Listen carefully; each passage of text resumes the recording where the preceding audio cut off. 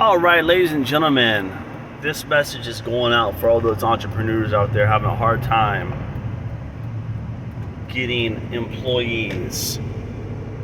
Seeing lots of messages on Facebook. We are coming out of the coronavirus pandemic and seeing a lot of people online, self-employed people, business owners, managers, posting videos, really kind of like a bunch of hate on individuals out in the job marketplace not being able to find quality employees, right? And it comes all kinds of different forms. There's memes, there's messages about things, talking about, why, nobody wants to work anymore, nobody wants to do any hard work, everybody wants free stuff, I can't find any employees. It comes in all kinds of different flavors, but you know the stuff I'm talking about. Look, I got one harsh reality for you, all of you guys out there. Whether you're a business owner, an entrepreneur, whether you are a manager, I've got some really harsh news for you. And I know it's going to hurt some of your feelings. The reason why you cannot find qualified people to come work for you is because you are not providing enough benefit to do so. Let me explain. Everybody has a price, and this is just a fact of nature. Everyone has a price. Even if you say, I don't, you do. I guarantee you, if somebody came at you with enough money, they could get you to pretty much do anything. And I mean anything. And it could be any amount of money. Some people's price, and it varies based upon the task that was being requested of you. Let's say I ask, you see these memes online all the time. How much for $1 million would you slap your mother? And people online talking about, I'd do it for $500,000 or whatever. I mean, let's face facts. Everyone has a price. If you're willing to pay it, then you can get pretty much anything you want. And it's this simple fact that I want to use to help you understand why you are not able to get quality employees to do the job and work that you need done. You are not providing enough value for what you need done. And that is simply point blank. Let me give you an example. Saw a guy online on Facebook Marketplace. He has a tree that he does the tree removals and the big. It's one of the most dangerous jobs on the planet. It's as far from the last time I saw, it has one of the lowest life expectancies. These people who go and remove these big trees, like these tree workers. Yeah, it's manual labor work, but it's also dangerous as hell. I mean, these guys' life expectancy is the lowest of all other career paths. I want you to think about this. The chances of them dying on the job or being seriously injured is very high. And he goes on, he has the audacity to come online talking about, I can't find anybody who wants to work, and I can't find anybody who wants to earn a living. And somebody asked him, how much are you paying? He said, $12.75 an hour. I mean,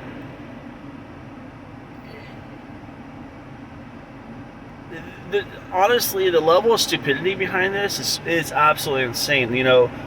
Back in 2002, I was able to make $12.75 an hour doing all kinds of jobs. Right? There was all kinds of things I could have done in 2002. It's 2021, dude. The idea that you're wanting to pay somebody just above minimum wage that literally risk their life, limb, and health is insane. It's absolutely insane. Even if you don't take into account the fact that, let's take out government assistance out of the equation. Why would I want to come and work for you for $12.75 an hour right? When you're possibly making $40 or $50 an hour, 60, 70, hell, $100 an hour you're charging these clients, and I'm going to come work for you for $12 an hour, why wouldn't I just go do the work myself and charge the clients my rate? I mean, most of these guys, and this guy in particular, isn't even doing anything special when it comes to his marketing. I don't think he even had business cards. So it's not like he has all this work coming in that this other people couldn't get. I mean, let's face facts. A lot of these jobs that you guys are offering out there are jobs that people could go and do themselves. They could literally go down to Office Depot, get some business cards that says tree trimmer, and just go out to the same places you're doing business and hand out those cards. And this is what this video is about. There's a couple of key things when it comes to business that a lot of people don't understand when it comes to business. And part of this problem is you have a lot of people who start their own quote unquote businesses that aren't actually business owner types. They aren't entrepreneurs. They're just people who were good at a certain job. Maybe they were good at trimming trees. And so they thought to themselves, well, I'm good at trimming trees, so I might as well start my own tree trimming business. Point taken. Okay, I mean, this should tell you all you need to know as to why you're not finding quality employees, first of all. But what happened, and I'll get back to that in a second, but what happens here is people who start these quote unquote businesses, they go out and they get it way over their heads, and they haven't actually thought through what it actually costs to run this business. What does it actually cost to keep and maintain happy, healthy employees? And the thing is, you have to understand, when you start a business, when you have a business, you can no longer be focused on making the maximum amount of money per hour. Cannot be your focus.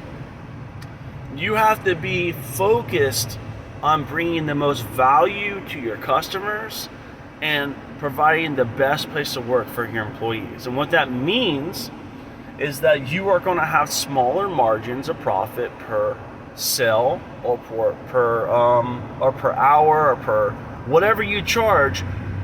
You have to recognize that you're going to take home smaller margins, because guess what? You're not doing the work anymore, right? So, and this is a really hard pill to swallow for people who were really good at their jobs. Let's say you were a tree trimmer and you're used to making $15 an hour, okay? But then you realize, oh, I'm really good at doing this. The boss is over here charging $60 an hour. So if I start my own business, then I can go from doing the same work, making $15 an hour, to making now $60 an hour. Okay, cool. But what quickly happens is you realize, man, I'm getting exhausted, because now you have to do bookkeeping, now you have to do marketing, now you have to do sales. And yes, you are making more per hour when you're actually doing the work, but now you're doing less of the work. So now all of a sudden you're not making, you're making more money, but you're working harder, and the juice is worth the squeeze, right? So what you end up doing is you want to start hiring people to do the work for you, but then all of a sudden you realize that starts cutting into your margins too. Now all of a sudden you're not making the 60 an hour, you're making more. Now because you're hiring another worker, maybe another laborer. Now you're back to only making $15 an hour. And people who are not entrepreneurially minded or business minded kind of freak out about this time. They're freaking out because they're like, my margins aren't there. And here's the thing. In business, it's not about what you can do, it's about what you can get other people to do for you. And what's going to happen is, in order for that to happen, you're going to have to pay them. You're going to have to compensate them, which is going to cut into your margins. So then you need to add more volume to your business, so you can take the small margins you're making and exponentially grow them. Let me continue to explain this.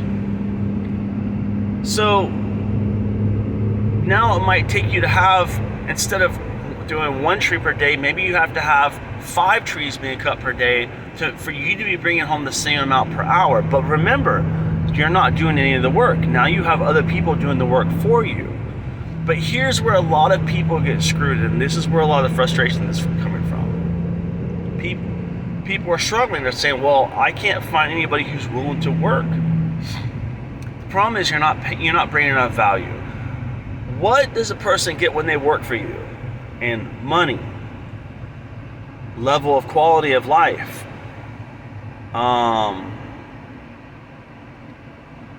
benefits. What benefits do you bring to the table for these employers? Why should they not work for another company, come work for you? Or why should they not start their own company and work for you? And this is the facts, guys. You're not paying people enough money. You're just not. It's time to get off your wallets and learn how to pay people the right amount of money. You have companies out here who are paying people $15 an hour to risk their lives for $15 an hour. Now, who do you think's willing to do this? You know, you have people come over here working hours in some office they hate to work at for $12 an hour, $8 an hour. This is ridiculous. Would you do something like that? The answer is no. That's why you started your own company. The founder of Galactic Virgins once said, when it comes to your employees, you want to treat them so well, you want to train them so well that they could go work for anyone else, but you want to treat them so well that they don't want to. So here's where here's where a lot of people mess up when it comes to this. They think backwards when it comes to their businesses. The first thing they do is think about how much they want to charge people to be the lowest or the whatever thing is. You have to think to yourself, there's three things in business you can be. You can be the fastest, you can be the cheapest, and you can be the best quality. But you can't be all three. You have to pick two of those three. This is one of the golden rules when it comes to business. Quickest, cheapest, best quality. Right?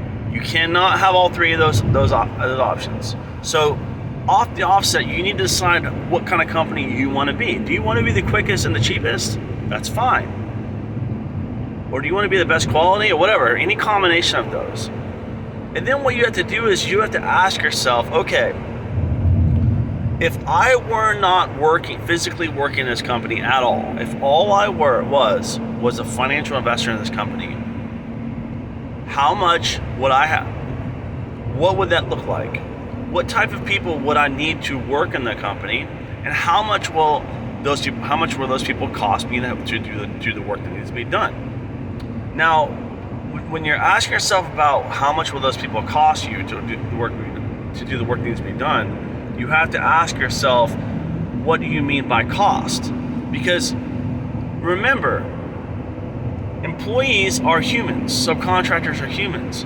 There's a lot more than just money that comes into the equation. There's quality of the workspace, there's quality of the work environment, there is the other benefits, maybe health, dental, other benefits including the package. There's a lot more to consider than money. But you have to ask the first question you ask is, what type of person, what is my ideal person that I would want to fill this particular job, right? So you break up your business into specific job categories. Maybe you'll have a tree trimming company. You have a laborer who cleans up the trees and the limbs on the ground. Okay, you're going to think through all these different things. I'm going to have a guy who goes up on the tree and cut.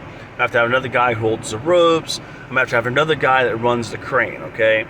So now you've got your positions that you've thought about. Then you need to ask yourself, what is my ideal person I have for each of those positions? So list out in order what are the ideal like characteristics of each of these people. So so for the laborer, right? I'm looking for somebody who has X, Y, and Z. I want them to be able to walk, right? And they can't be in a wheelchair. They have to be able to walk around. They have to be able to see. You know, these are basic qualifications. I have this, that, and the other thing. Then you have another guy who has to run the crane or the forklift. Okay, I need somebody who has a CDL. I need somebody who has this, that, and the other qualification, right? So you list these qualifications. Now, then you begin to ask, and once you have all that listed out, you ask yourself, okay, what does my ideal person, what is their ideal work environment? Okay, what are other people around me providing in that's those same positions? How can I increase that? Once again, you can't be all things to all people. So when it comes to your employees, you can't offer all the best benefits, all the best pay, all the best hours, all the best everything. You're going to have to sacrifice some things. So you need to ask yourself, my ideal candidate with these qualifications, what is the ideal workspace that this person is looking for? How much is this person, my ideal person in this ideal world, how much are they looking to make? What are the benefits that they were expecting? What are these things? Because once again, you have to be realistic about your expectations, right?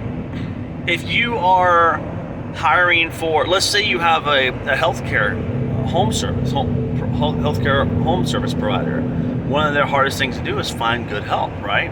It's just a lot of people. So you might want to say, okay, look, in order for me to provide the best quality care service, the most consistent care service, I want to make sure that 2 people are assigned to go out and travel together to offer these services. So this is going to cost, then you're going to break down all these different factors. What type of hours are these people looking for? What are these things? So what you're doing, instead of working just starting off with your ideas, you start off from your goals and you backtrack your way back, building your system out. So that you say to yourself, look, what is my ideal candidate? What are they looking for in an ideal workspace? Then you figure out, what does it cost to maintain that? Now you have your total cost. You have your cost of, you already kind of know your cost of goods. You already understand those things as you've been doing it. But you need to understand your cost of people. Like, what does it cost to properly staff your business in these positions? Once you've figured out those costs, right, then you'll have your total cost that you'll need to cover. Then you can set your pricing based upon that, because then you can work in your margins. See, this way,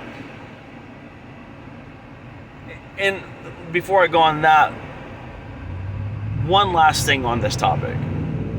Now that you figured out your ideal employee, you figure out their ideal workspace, now you have to figure out what's the cost to acquire this ideal candidate. Because you might have built out an ideal candidate that when you look at the available demographics, you find all of my available candidates already working for other companies. So now you have to figure out, either you have to figure out a way to create your ideal candidates through some type of work training program, or you have to figure out a way to snatch those people from other companies, right? So then you have to develop your cost of acquisition for these employees or these staff members. Now, when you figure out these three main categories, when you figure out your ideal candidate, their qualifications, their and who they are, if you can pick out the perfect candidate, then you figure out their ideal working conditions and ideal benefits. Then you figure out how to acquire these ideal candidates. Then you can come up with a total cost for what it takes to properly staff your business. Then and only then can you come up with your pricing for the actual services rendered, right? So what this means is that, let's say you went into business and you're working for a company taking down trees and they were charging $60 an hour, and you thought, $60 an hour, I can do that for less. So you start trimming trees for $40 or $50 an hour, right? But then you realize, man, I'm running out of time, I need to hire some more people.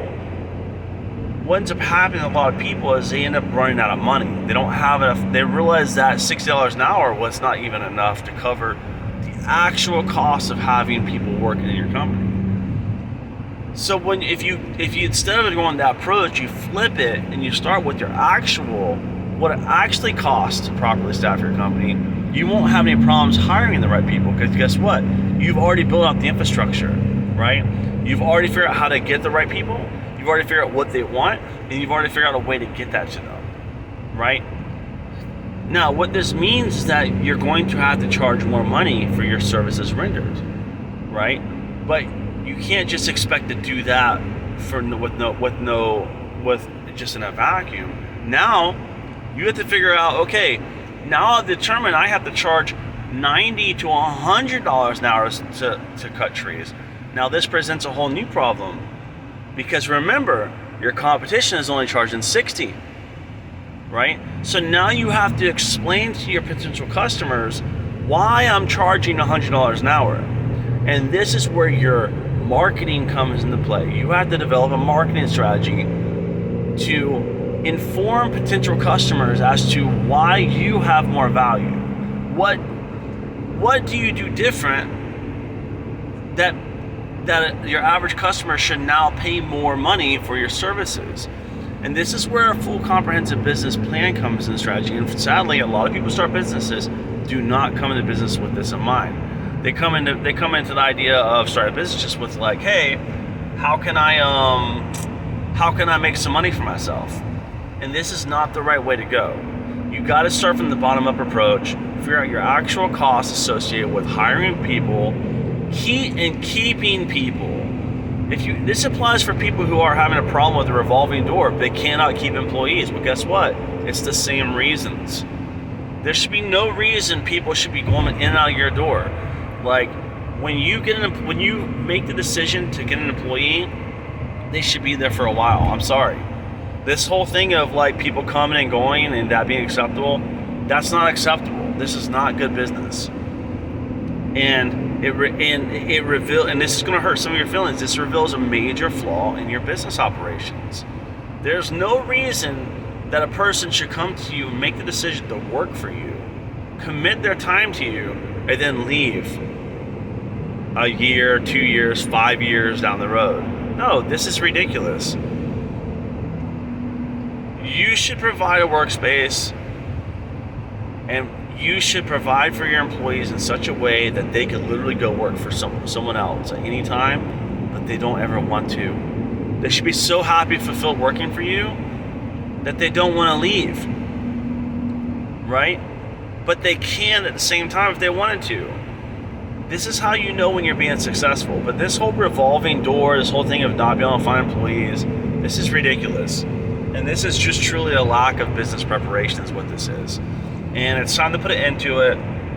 Time to reevaluate how you do your business. If you need some business coaching, some advice, please reach out to me. I do individual coaching. I'm working on an actual coaching program, but there's lots of programs out there. Take some time, think through your business model instead of just letting it go on autopilot. Hope you have a good one. Thanks for watching Startup. Please like and subscribe.